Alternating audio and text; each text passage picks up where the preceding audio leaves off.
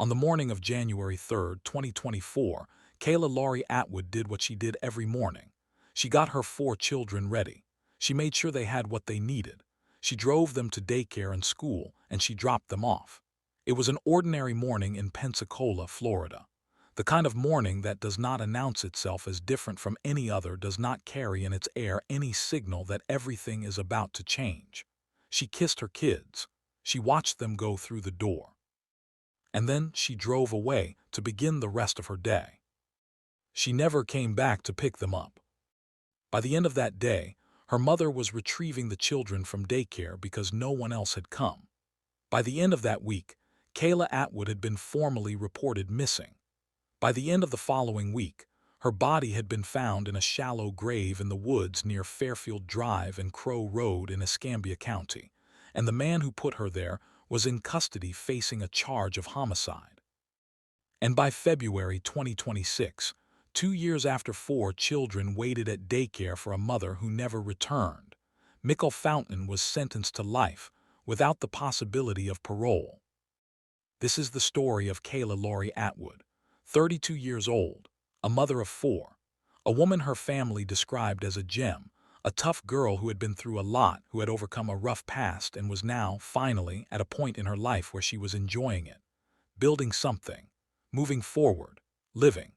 And a woman whose decision to move forward, specifically her decision to meet new people after a relationship with Fountain ended, is what investigators believe cost her her life. Welcome to Behind the Evidence. This channel exists to go past the headline and into the full picture, the person behind the case, the evidence trail that investigators followed, the concealment that almost worked, and the truth that cadaver dogs and a neighbor's backup surveillance footage ultimately told. Subscribe now if you are not already here. This case has layers that most of the public coverage never fully unpacked, and every one of them matters.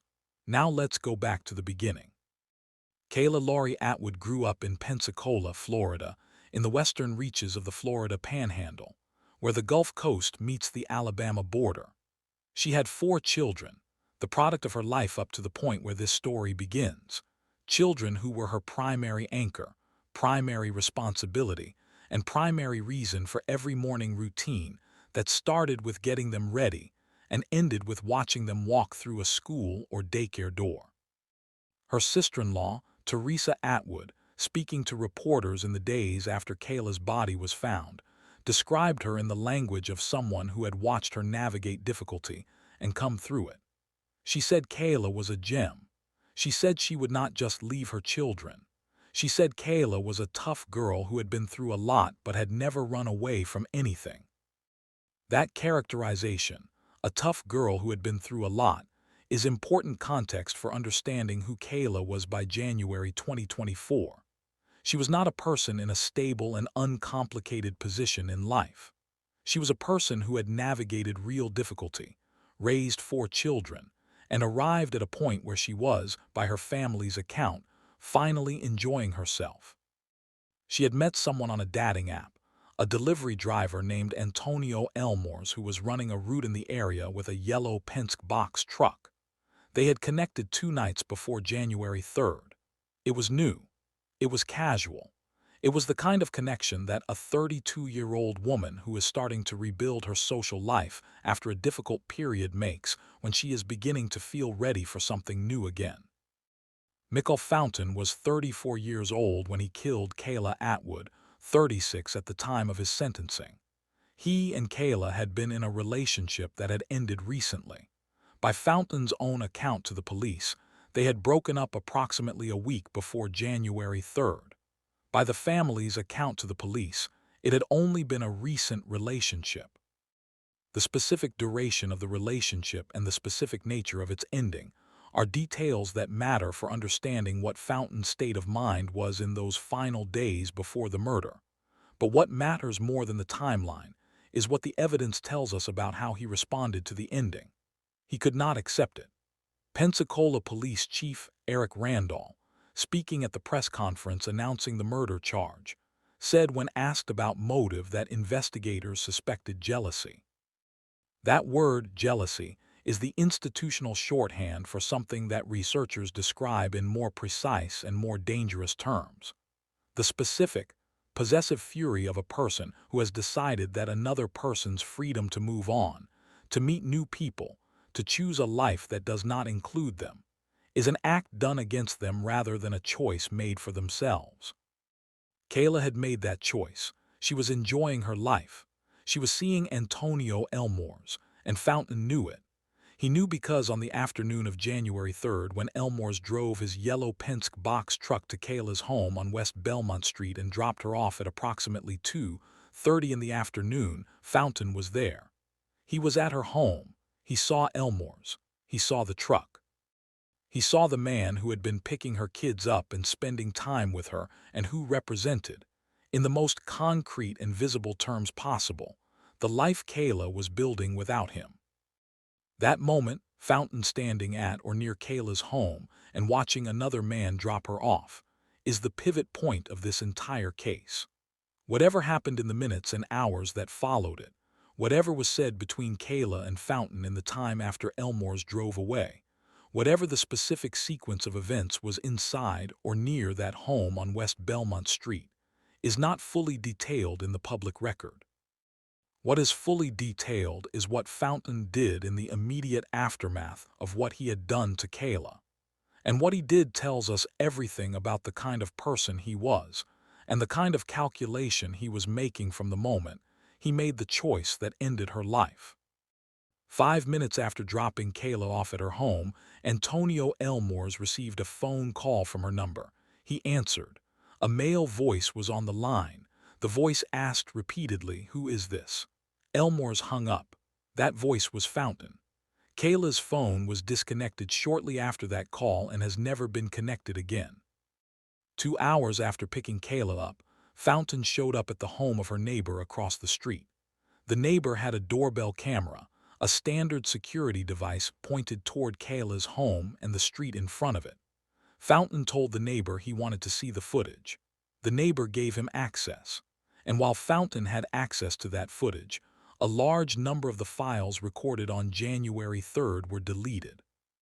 When police eventually gained access to the same camera records, they discovered the deletion. The only two people who had been given access to the footage were the neighbor and Fountain. The math was not complicated. Fountain also, according to investigators, deleted the text messages between himself and Kayla from January 3rd. Those texts had documented a 3.5-hour exchange between them early that morning. The contents of those texts, whatever was said in that 3.5-hour window, would have told investigators something critical about the state of the relationship and the specific dynamics of what was building between Fountain and Kayla in the hours before she was killed. Fountain understood that. And he deleted them. He also lied to the police. Directly, explicitly, in a formal statement. He told investigators he had not seen Kayla on January 3rd. He denied it. He maintained the denial even as investigators assembled the surveillance footage, the phone records, the neighbor's account of his behavior, and the Penske driver's testimony that Fountain had been present at Kayla's home when he dropped her off. He lied in the face of evidence that he knew was accumulating, because he had personally tried to destroy some of it. Police noted in their arrest report that Fountain had shown odd behavior surrounding the investigation. That is the precise and measured language of a police report describing a man who was monitoring the investigation's progress while simultaneously claiming to have no relevant information. Kayla's family reported her missing on January 5th, 2 days after she disappeared. By that point, her children had already been retrieved from daycare by her mother on the evening of January 3rd because no one came to pick them up. And Kayla was not reachable. Her family made calls. They asked Fountain if he knew where she was. He said he did not. He maintained the same story to the family that he had given to the police. He had not seen her. He did not know where she was. The investigation moved quickly but carefully. Pensacola police identified Fountain as a person of interest from the beginning, in part because of his known relationship with Kayla, in part because of the surveillance footage placing him at her home, and in part because of the phone records showing the call from her phone 5 minutes after she was dropped off. His phone was seized. His property was searched. Crime scene investigators were at his home on NG Street more than once in the days after Kayla's disappearance. On January 9th, 6 days after Kayla dropped her children off at daycare and never came back, Fountain was arrested on a charge of tampering with evidence. The specific charge was built on 3 documented acts: deleting surveillance footage showing Kayla's whereabouts on January 3rd, deleting text messages between him and Kayla on January 3rd, and making false statements to police. He was held on a $50,000 bond. He posted it. He was released from jail on the evening of January 11th, approximately 6 hours after something happened that Fountain may not yet have known about when he walked out of the facility. Cadaver dogs had found Kayla. The Legacy K9 unit, nationally certified cadaver dogs, had been deployed to search the wooded area near Fairfield Drive and Crow Road in Escambia County. Police Chief Randall said at the subsequent press conference that the dog's ability to focus the search into a very specific area had brought the investigation to a conclusion significantly faster than a wide-area search would have. What they found was a shallow grave in the woods. In that grave was Kayla Loree Atwood. She had been shot. She had been buried there, and the man who buried her had spent the preceding 8 days deleting footage, erasing texts, lying to police, and telling her family he had no idea where she was. Fountain was rearrested at his home on NG Street at 2:10 in the morning on January 12th. He had been free for approximately 8 hours. He was taken into custody on charges of homicide, battery, and resisting arrest. This time, there was no bond. He was held in the Escambia County Jail without the possibility of release pending trial. Pensacola Mayor D.C. Reeves addressed the community at the press conference that morning. He said it was a tragic day for the city. He credited the police department for the speed and quality of their work. He said that when senseless crimes happen, the people of Pensacola can feel safer knowing that people are not going to get away with it. Kayla Atwood's sister-in-law, W. Terry's, thanked police and the community for the tips that had been provided throughout the search. She said it was going to hurt every day. She said she had prayed for an answer and prayed for Kayla to come home. She said that peace, the peace of not knowing, was now going away. What had replaced it was grief. But it was grief that at least knew what it was grieving, and that is something that families of missing persons are sometimes denied for years. The case moved through the Florida court system over the following 2 years. Fountain was charged with second-degree murder with a firearm and tampering with evidence. The state attorney's office built a case around the surveillance footage, the phone records, the testimony of Antonio Elmores, the neighbor's account of the deleted footage, the false statements to police, the forensic evidence at the scene of the grave, and the physical evidence connecting Fountain to Kayla's movements on January 3rd. The defense entered its arguments. The jury heard everything. In January 2026, 2 years after 4 children waited at daycare for a mother who never came, a jury found Mikhail Fountain guilty of second-degree murder. The verdict came after a trial that laid out, piece by piece, the complete evidentiary picture that investigators had assembled across 2 years of work. The jury needed to hear all of it. They heard it, and they returned a guilty verdict. On February 10, 2026, Fountain was sentenced. The judge imposed life in prison without the possibility of parole. He will not be released. He will not be eligible for any review that could return him to the world. He will spend the remainder of his life inside a Florida correctional facility. Justice, in the form that the legal system is capable of delivering, was complete.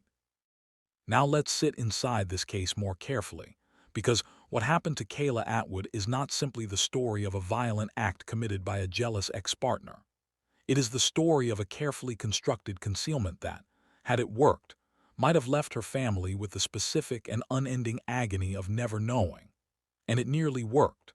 Not because Fountain was particularly sophisticated, but because the window between a crime and its discovery is always a race. And Fountain ran that race with urgency and deliberateness in the hours immediately following Kayla's death. Consider the sequence. Within 2 hours of killing Kayla, he was at her neighbor's door asking to see surveillance footage. That is not the behavior of someone in shock or overwhelmed by what has just happened. That is someone who is thinking ahead, who has identified the specific piece of evidence most likely to connect him to the scene, and who has acted to remove it before investigators find it.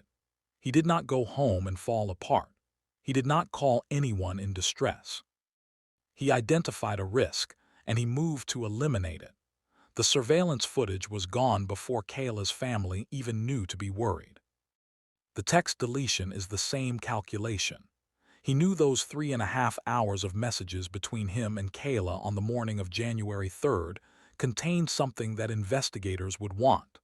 Whatever those messages said, whatever was communicated in that exchange about where she was going, who she was seeing, what Fountain knew about her plans, was information that could only work against him. He deleted it. He then told police he had not seen her, banking on the possibility that the deleted footage and the deleted texts had eliminated the documentary evidence of his presence. What he had not counted on was Antonio Elmores.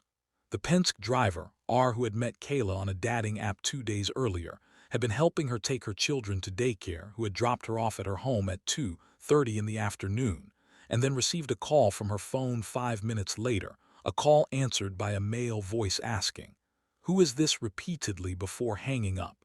Elmores told police everything. He was transparent and cooperative. His statements and phone records eliminated him as a suspect immediately.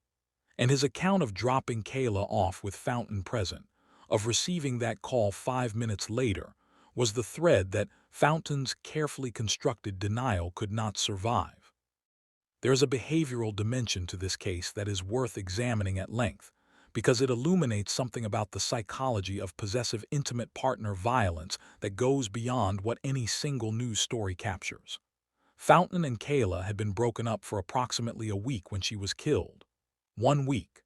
The relationship had been recent enough that, by some accounts, it was still being characterized as current by parts of Kayla's family. The speed of the escalation from breakup to murder, 7 days, is not unusual in the research literature on intimate partner homicide. In fact, the period immediately following the end of a relationship is consistently documented as one of the highest risk periods in the entire arc of domestic violence. The reason is precisely what Chief Randall identified when he used the word jealousy: the loss of access, the loss of the ability to monitor, control, and possess. And in Kayla's case, the specific, visible, undeniable reality of another man picking up her children, spending time with her, being present in the domestic space that Fountain had previously occupied. He saw Elmores drop her off. He saw the truck. He understood immediately what it represented, and within the same 2.5-hour window, Kayla Loree Atwood was dead and buried in the woods of Escambia County. That sequence, the seeing and the knowing and the killing within such a compressed time frame, speaks to a level of violence that was not calculated in the strategic sense. It was not planned weeks in advance, the way some intimate partner homicides are. It was triggered. The specific trigger, watching another man drop his ex-girlfriend off at her home, produced a response that was immediate, total, and irreversible.